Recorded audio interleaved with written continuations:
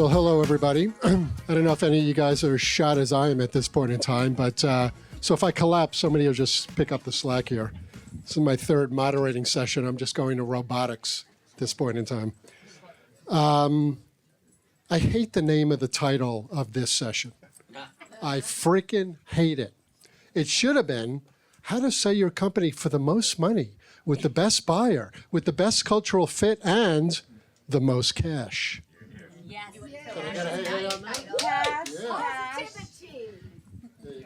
Even though I love Javi, I'll do whatever he wants. I was in my office in New York. I think I had started Viridian a year or two before. Maybe this is 2015, 2016. And in walks Javi Haas, who I never met. I couldn't pronounce his name for shit. And he walks into my office, hey, I want to be in the cannabis journalism business. I'm like, I'm an investment bank. I really don't know what to say to you, but look at what he's turned into years later. So go Javi. The topic of this session is how to sell your cannabis business for the most cash. We're going to go with that. Least stock, incredible earnouts, and maybe a little bit of a seller's note. Good? Okay, we'll go with that. The panelists here, I'm going to read their names because I can't remember anything. Michael Piermont of Ianthus. Thank you, Michael. I don't even have to introduce. If I say Seth, everybody kind of knows who that is, right? Mr. Yakutan? Hello? Just want you. Thank you. Okay. Yeah, I thought you were talking about the other Just side. looking for Sorry. an acknowledgement, something or other. Thank you very much. Anna Ray Grabstein from Wolf Meyer. Anna Ray, did I pronounce all that correctly? Yes, hi. Terrific, thank you. Tony Shore from the Cannabis Hall of Fame. I only have one question. How do you get into the Cannabis Hall of Fame? Is it batting average? What do you got to do? Let's just say if I had the money to exhibit, which we're planning to do at Planet 13 in Las Vegas next year in an exhibit space called Cannabis. But in order to be in the Cannabis Hall of Fame, you've had to continuously made an impact in the space, either from a legacy standpoint and its representation of all facets, from culture, diversity, to music, to art, and so forth. Well, how many members are in the Cannabis? 42 inductees, many of them names that you would think of, some of the entertainment, like Snoop Dogg, Wiz Khalid, Willie Nelson. These are people who have actually received inductee trophies, and we're going to be exhibiting for the first time, hopefully next year in Las Vegas is the plan. Is the trophy a can of tennis ball? It is. They're special to You have to have these in order to be in the cannabis space, if you know what I mean. Concept. And last but not least, Matt Melander from Sun Theory. Thank you, guys. So, I mentioned Anna, didn't I, Anna? Okay. Anna Grabstein, ladies and gentlemen. So, my name is Scott Greiper, Viridian Capital, started the firm in 2014, first M&A practice in the industry. Today, we've got 14 or 15 sell-side mandates for companies that are the best performing client roster we've ever had by far. Our companies range in size from TTM revs of 180 million down to about 30 million. They all do between 20 and 28% EBITDA. They're banking a lot of money, huge distributions every year. Why did they hire us? They're tired. They just want out. They developed some wealth, satisfied their investors, have leading brands in the states that they're in, extremely profitable, cash flowing. You would expect them to say, I want to continue with this and continue to line my pockets, and they're saying the exact opposite, and that's why they called us. They're just tired of fighting the fight. It's kind of weird, but it's true. I think you all know, maybe yourselves, people that are in that exact same boat. It's really fun. We're all passionate about this space. We all believe in the consumer product side, the health and wellness side. But goddamn, from a challenging perspective of running a business in this industry, I've been in other industries. I don't know of any other industry that's harder than this. So kudos for all of you guys and all of you guys that are fighting the fight, because it's a fight. Mm-hmm. So back to our topic about how to sell your cannabis company for the most cash. Got a bunch of questions. I'd like the panelists to just introduce themselves so you guys have a sense of who they are.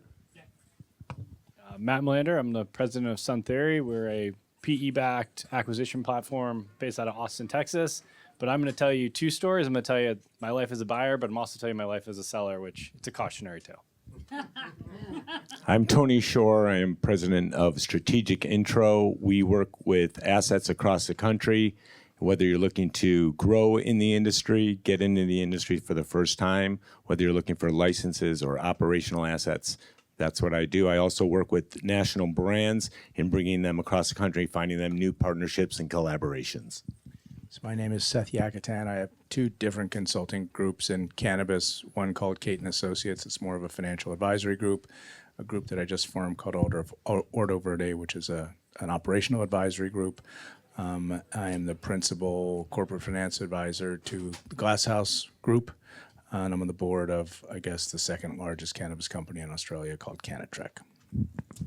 Michael Piermont. I'm now the Chief Commercial Officer of Ianthus by way of selling my company Cheetah in December.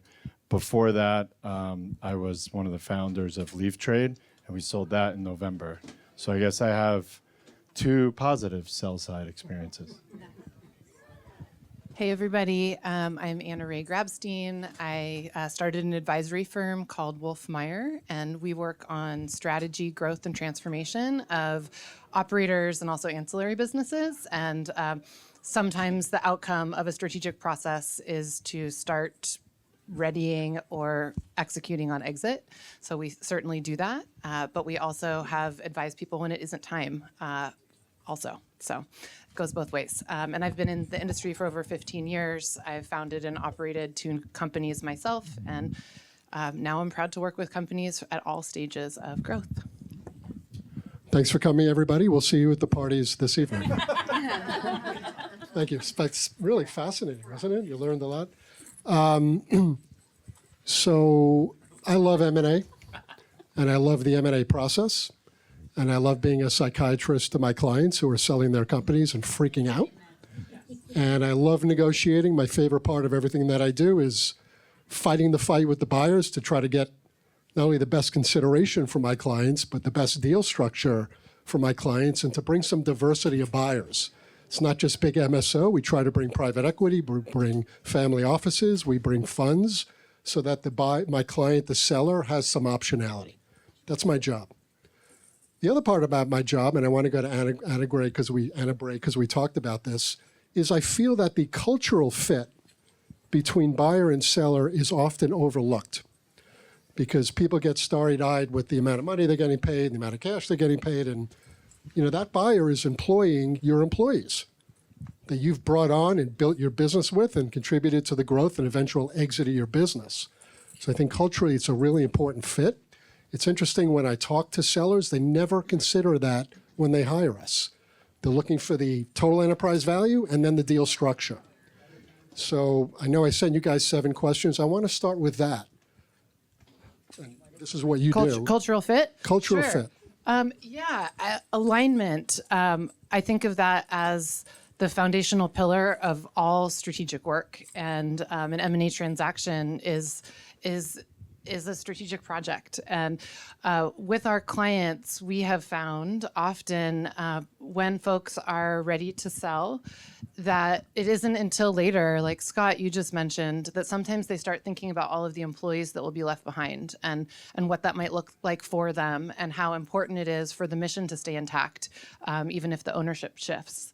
And I think it's something that should be discussed at the very beginning. And I think when a company enters a process with a really clear mission and purpose of how the company has been built, it should also become a part of the conversation with the buyers, and the buyers should know what that is.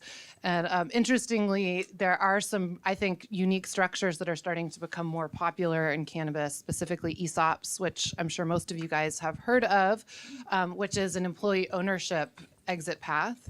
And when you talk about cultural alignment and who is left behind, really what that does is it puts the ownership of the company in the hands of the employees. And so what could be more culturally aligned than that going forward? And I've been really excited to see more ESOPs come to the table, and more companies start to realize that that could be a way for them to maintain the culture that they've built, and still give the original founders a path out. So I think that's a great example of a way to continue a cultural alignment in a company. Although I think the ESOP penetration into this industry, which is happening, I don't know how many cannabis companies have ESOPed. Is it a verb now? 8? Because I thought it was 8, and somebody told me 4 today. Is that Gleeman's number or is that the real number? I mean, I know of 5. Okay, well, there you go. So beyond the cultural fit, because your employees now own the business, you talk about incentive, right? If you're, let's put the ESOP aside for a second. The buyer's buying your company, their employee or employees, you got a 2-year earnout. You better hope your employees are treated well or giving them the rope and the working capital they need to reach the targets. So beyond the cultural fit for the good of everybody, there are often financial rationale for having a good cultural fit. You want to add anything? Let's keep going. Okay. So I either said everything or I said everything wrong. No, I can something- just talk for days on that topic. Let's move on to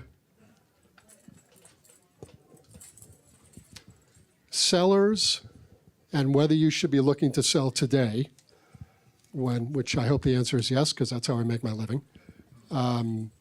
Multiples are at the lowest levels in 5 years, whether it's multiples of rev or EBITDA. Cash, there's no all-cash deals anymore, 0, not even close. So if you were a seller, how do you guys advise companies that have, at least in the case of our clients, they've been wildly successful. They are leaders in their markets. They have brand loyalty and customer loyalty. They're banking millions of dollars in distributions every year. They're tired and they want to get out. Do you tell them to wait because rescheduling is happening in 2040? Or do you tell them to look and try to get the best deal? Well, you said the most important thing, which is there's no cash exits. So I do a lot of the same mental exercises that you do, right? And if there's no cash exits, then what the fuck do you do? Unless, how many companies in the industry do you want to hold paper in? 3? Maybe. I was going to say 1, but it could be 3. I think there's 3. Curaleaf's probably not one of them. So, and I might have done a post on them today. So maybe there's 3.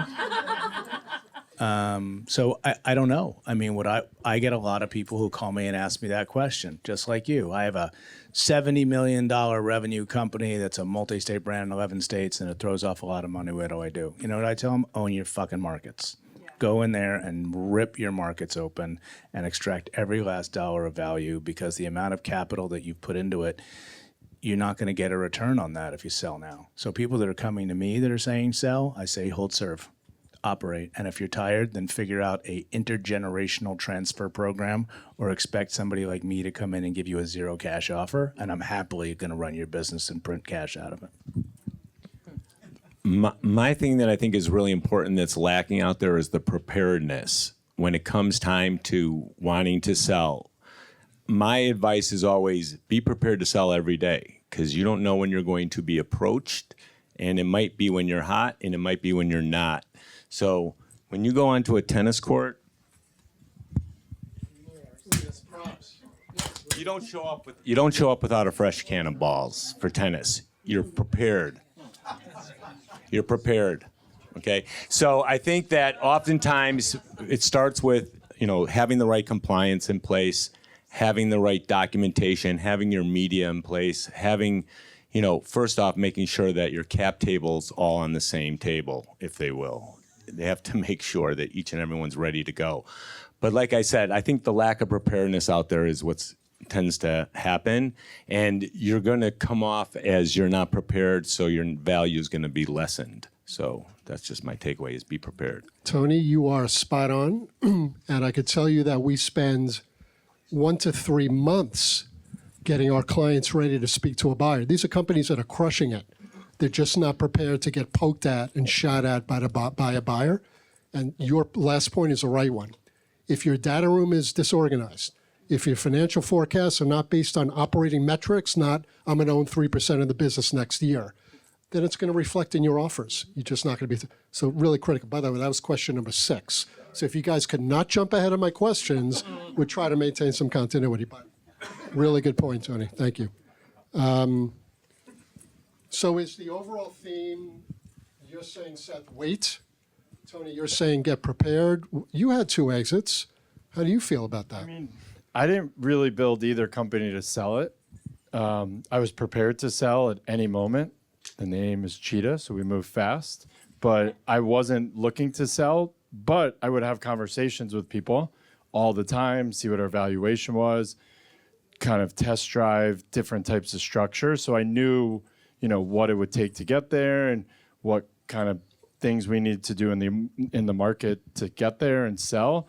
But I wasn't out there running the business to sell. I was running the business to dominate, to do what we set out, to follow the plan, to hit our numbers. So Cheetah, we sold Cheetah in 142 days from when we started it.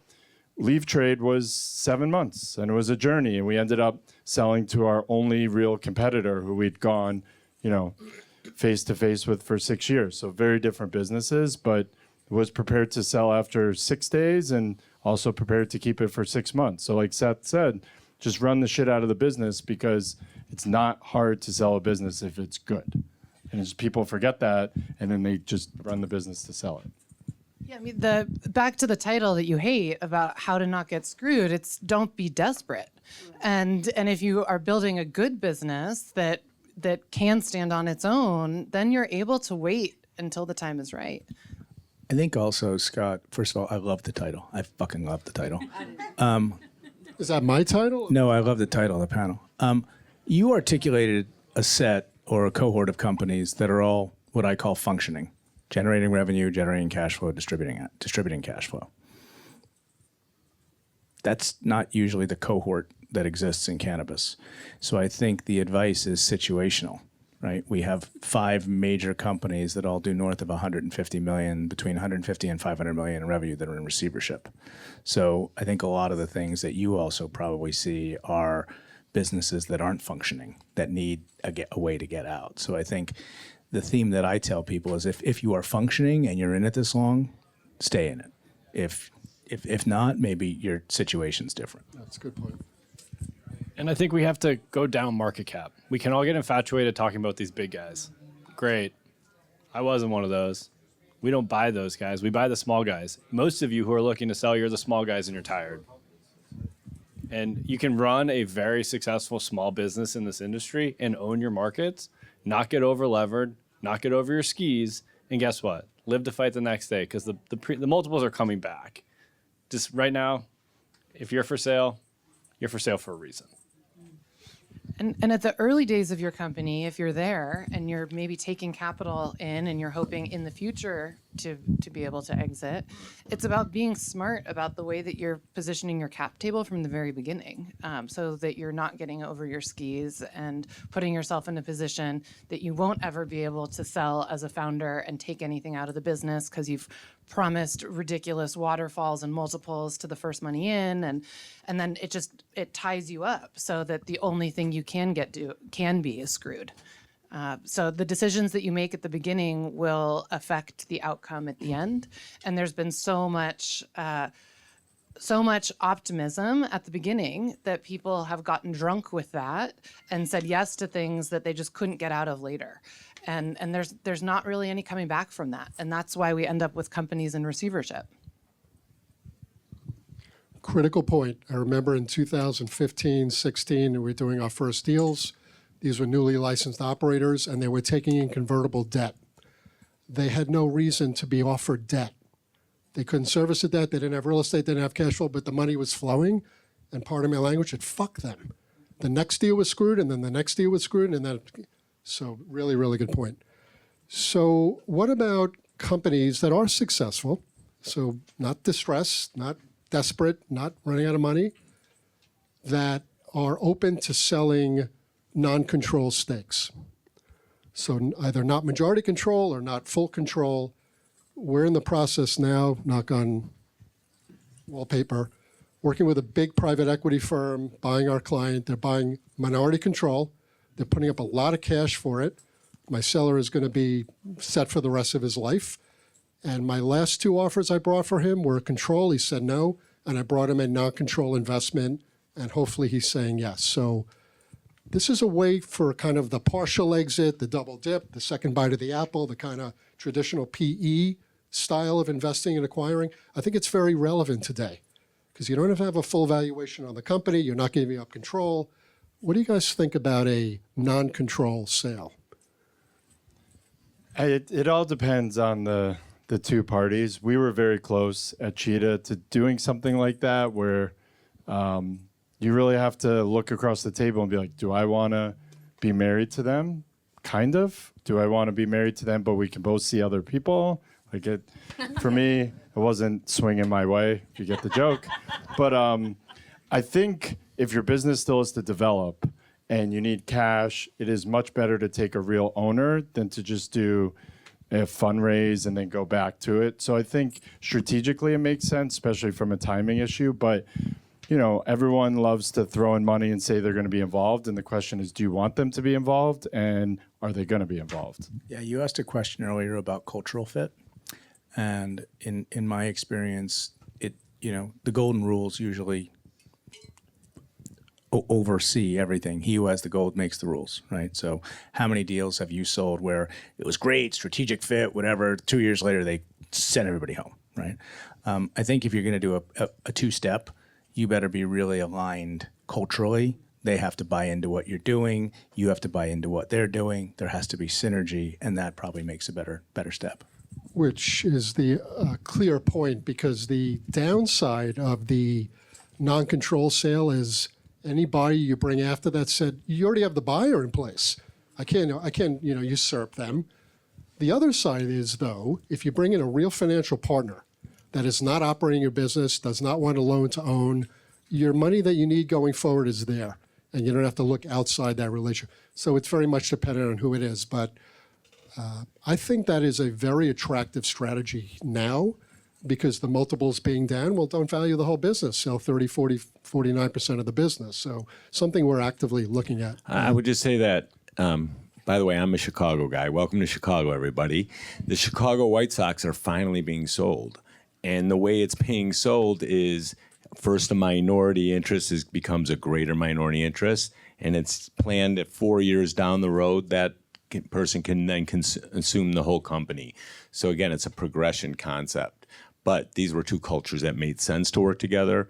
To Seth's point, it's rare that two groups come together and say, yeah, this is what we've done in cannabis. Oh, this is what we've done in cannabis. And it's hard to get them to mesh together to say we're going to grow this to the next level. So I'm saying it does work. It's being done in Major League Baseball, that concept. So just thought I'd throw that out there. Go Cubbies. And I'm a Cubs fan, yeah, Cubbies. for the record. Good? Are you good? Okay. You're just setting yourself up for the next question. Is that it? I'm ready. It's the power. It's the power, Seth. How many of the people in this room are operators, owners of cannabis businesses? Okay, let me just get my cards out here. Licensed supply chain, cultivation, retail, manufacturing, processing, dispensaries.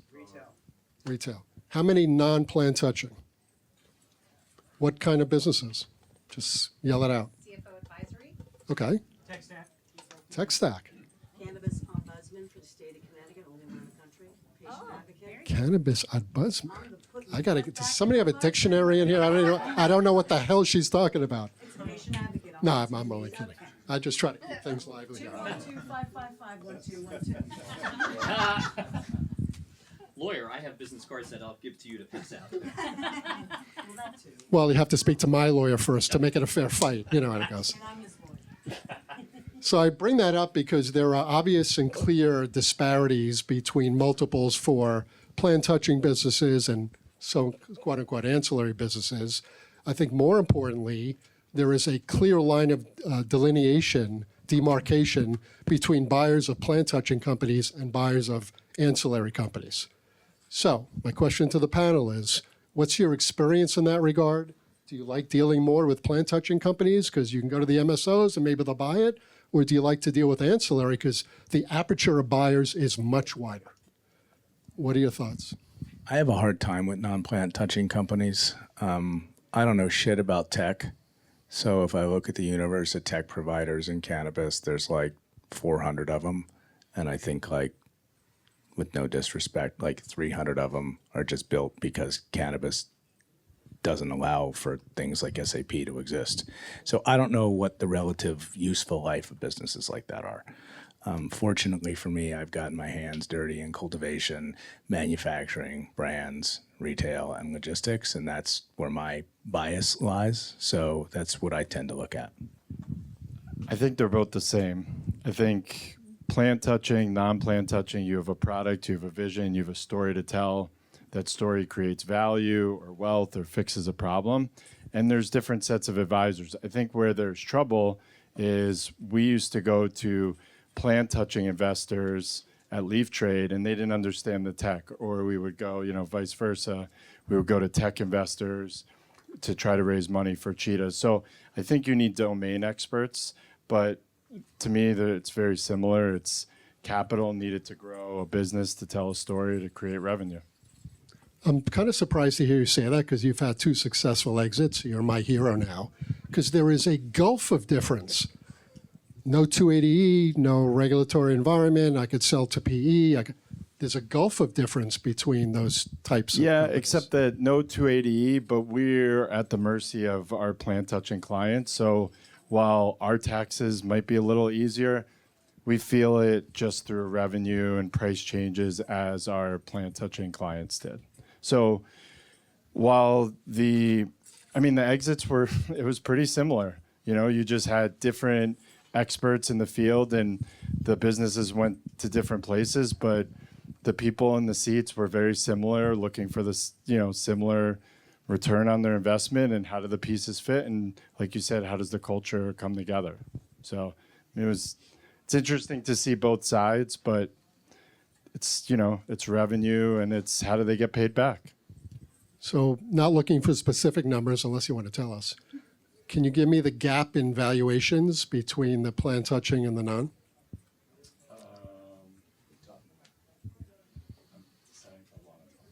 No, you don't have to give numbers, just like a percentage. Yeah, the plant touching actually was higher on a revenue multiple because it was newer and it just kind of like poof became something, and we had put very little into the business. We only started Cheetah with $50,000 and there was 3 of us and we sold for a lot more. Leaf Trade was a little more traditional. We'd gone through 2 or 3 rounds of funding. We had brought, some tech investors in. We never used advisors to sell, but we sold to a competitor who was also, a tech investor with his own tech investor. So, But just in terms of which side got the higher valuation from a multiples perspective?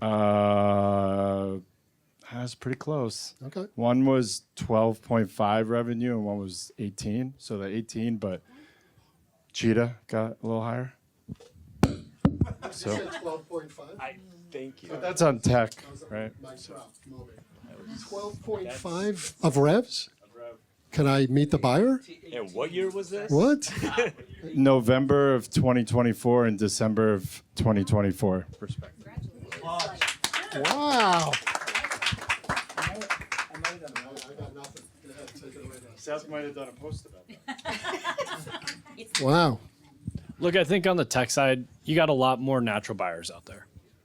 In the plant touching world, who's on offense right now in this building, guys? I've walked around the room today and I'm woefully terrified that the buyers, we're on offense. Raise your hand if you're on offense. There you go. That's why we're sitting up here, I think. But that's the whole thing. And on the tech side, as the industry gets more and more commonplace, you're seeing a lot more legacy investors from that space come into the conversation, and they're willing to have the period to be educated. And I think that's much of this normalization curve that you can hope for, is that multiples are depressed everywhere, but we're starting to get more and more people in the room. Offense, you mean aggressive or which Buying, like staying on offense means buying companies, not waiting for a brighter day. Yeah. For us, the non-plant touching clients, we've sold to private equity. We brought British American Tobacco into a U.S. cannabis company, not plant touching, their first ever, biggest tobacco company in the world, their first ever investment in a U.S. cannabis company. It was on the ag tech side. So to your point, and I call it the aperture, just a much wider array of buyers, many of whom are much more well-funded and much more experienced as buyers. And I think that's a good thing. Okay, let's talk. Well, I was going to go back to you, but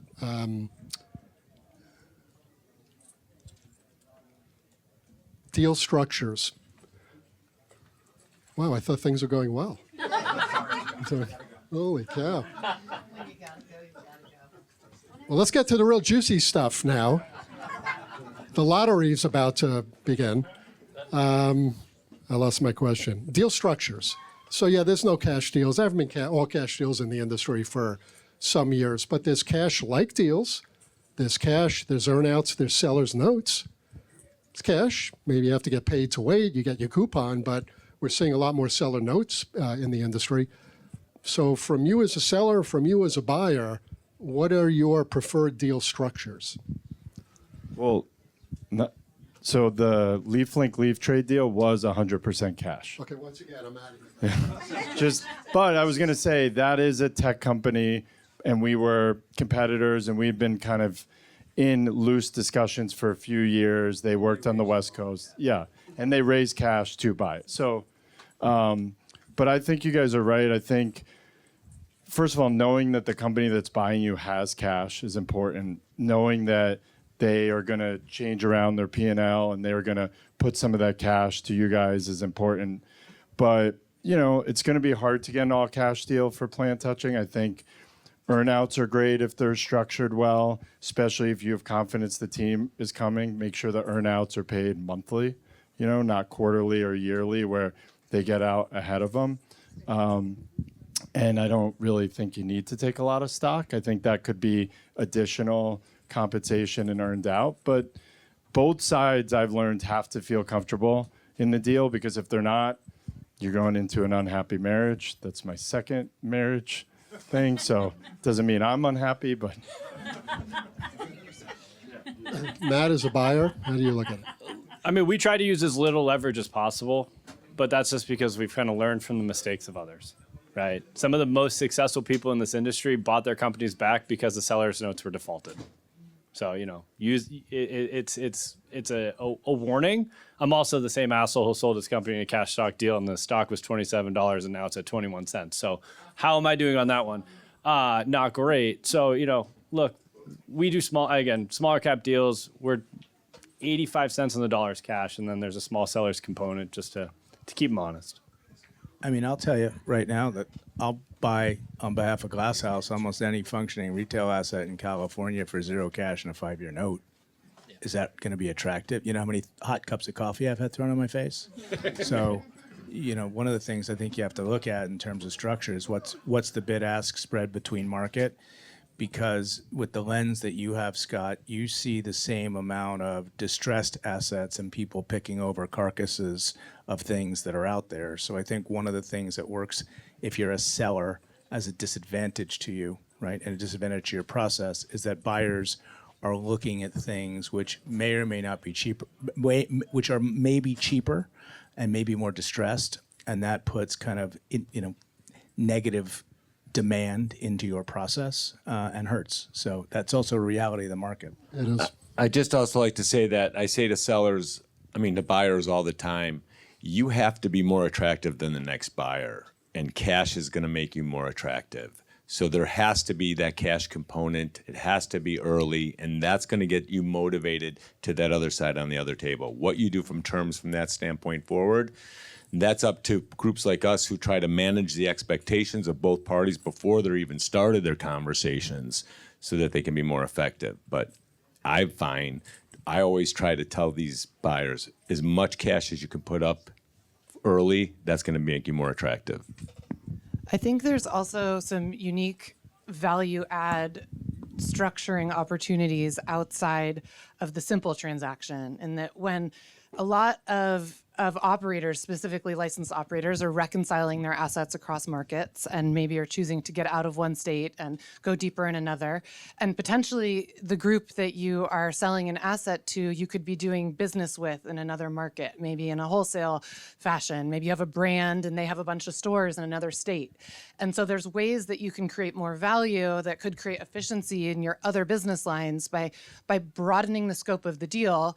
Maybe maybe you're simply talking about selling a dispensary, but you could actually talk about also ensuring that you have wholesale sell through in a different state in a certain number of markets that can create long-term added value for the next 24 months after the deal is done. So getting creative about the way you can put more value into the deal that isn't just with paper and cash, but that could bring more to your business that you can depend on in ways that your business is trying to continue to go on and to invest in. How many folks in the room have sold a company, sold their company? Wow. In the cannabis industry? Yep. Wow. So I think between you guys and Michael, we just need a registered investment advisor, wealth manager in the room. There's a lot of business here for you. So plant touching, ancillary, what businesses? Plant and ancillary. Wow, look at you, Leah. What about you guys here? Plant? Did you have plant? Man in the hat says plant touching. Yes, we did. That's true. But we brought a good buyer, at least at the time. I just wanted to get that in there so people have some good thoughts about Viridian Capital. Thank you Thank you. I'm sorry. So I asked the question because I want to get into earnouts. Because having done this for most of my career, earnouts are either really scary animal or they're a way to get earned additional income. So I'm going to give my perspective in a second, but what are your guys' perspective on earnouts? What's good, what's bad, what do you got to be careful of? There is good earnouts. Yeah. Why don't you go ahead? All right. Well, 2 transactions. One, there was cash, and I was terrified of an earnout because the company that was buying us, we were like the little brother, and I just felt like we would be put in a corner. And it was, it was their company to take. Cheetah, we did a long structured earnout, and there was more of a strategic play for me to come there and build the brands around Cheetah. So I think if earnouts are structured correctly, they're great. You'll never get a more powerful group to come in and gel with your team if the culture fits. And I think as the seller, it's probably on you to do more research or as much research on the buyer than they do on you, knowing everything, how it is to work for them. Luckily for me, I had known a bunch of people at Ianthus for a while. I'd known the CEO for a while. I'd worked with them at different positions because earnouts change, the businesses evolve, and you need to be able to change with the earnout and retrade them if need be. But it's, you're not going to figure everything out at the negotiation table the day the deal is signed. There will be things. There will also be other opportunities. We've added things that we didn't think about in November and new opportunities. So I think some people look at earnouts as like, oh, I hope they don't screw me, which is obviously the most important thing. But I think there's also ways where you can expand the earnout. You can bring other things. You can go to other states. You can bring other opportunities to them and make the earnout bigger. So I like them in the right situation. They're going to be a part of any deal that you're going to do with a sophisticated strategic or financial buyer. And if they're structured right, they can work really well or really poorly. I helped a bunch of entrepreneurs sell a company in 2019, and they made basically 3.1 times the amount on the earnout that they did in the actual sale. So actually so much so that there was 5 partners in that business who wanted to leave after the transaction, and I put together a group of myself and 2 of them, and we bought the earnout from them. So we bought the earnout. We bought the other guys out of the earnout. Yeah. Worked out very, very well. It's the one thing I've done smart in my life, I think. For those that have sold businesses, did you have earnouts as a composition of, you did? So I don't think earnouts are cultural, because fuck that. Earnouts are contractual. It's not cultural. You can't depend, oh, they're good guys, they're going to take care of me. Screw, it's part of my language. Screw that.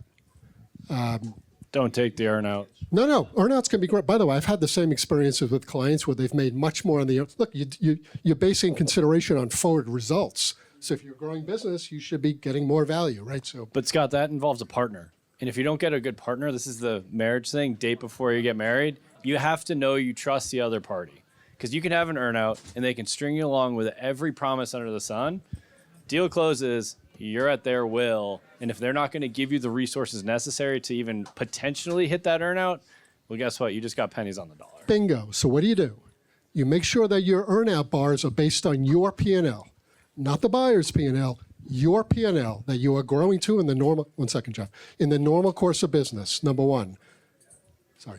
Number two, and I forgot number two. Oh, that you can have the working capital required that you want to add a person, you want to buy a machine, that in the normal course of business that you were operating at prior to the sale, you can continue to run along those lines so the buyer can't squeeze you. That's not qualitative, that's contractual. That's the only way you know how to protect in an earnout. Go ahead, Mr. Finkel. But at the end of the day, it's subject to so much manipulation. Your product line could get underinvested. If the metric is in revenue and it's gross profit or free cash flow, it's manipulated all through the expense chain.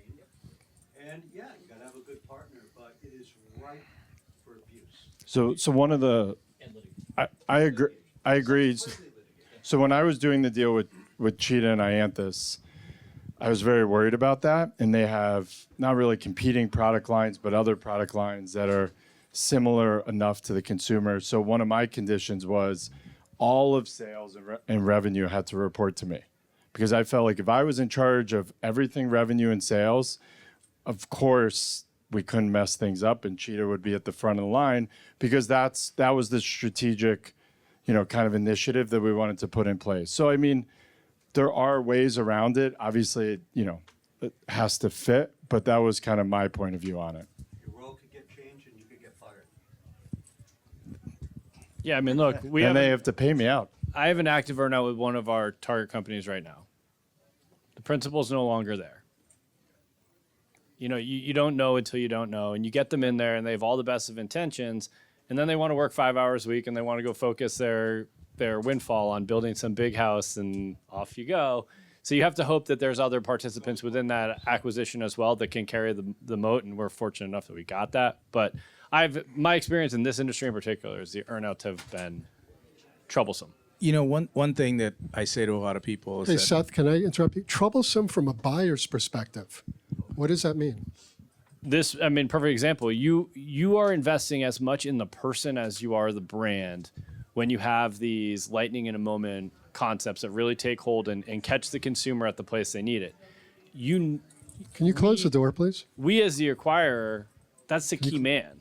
And if that key man is incapable of doing what the basic expectation is, you're going to have to, you as the acquirer, all of a sudden you're back on defense and you've got to fix that talent gap. And there's just not a lot of real A-plus talent available in this industry right now who has that creativity and entrepreneurial concept to take it to the finish line.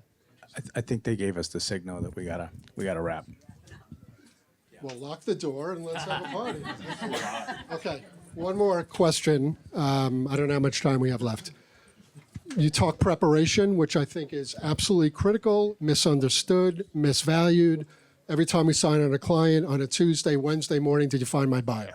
Well, that ain't happening. You probably shouldn't be my client, because we're going to go to market when we're ready to go to market, so you have the best chance of success. So what does preparation mean to you guys as advisors, as sellers, as buyers? How does a company have to prepare to get the optimal result?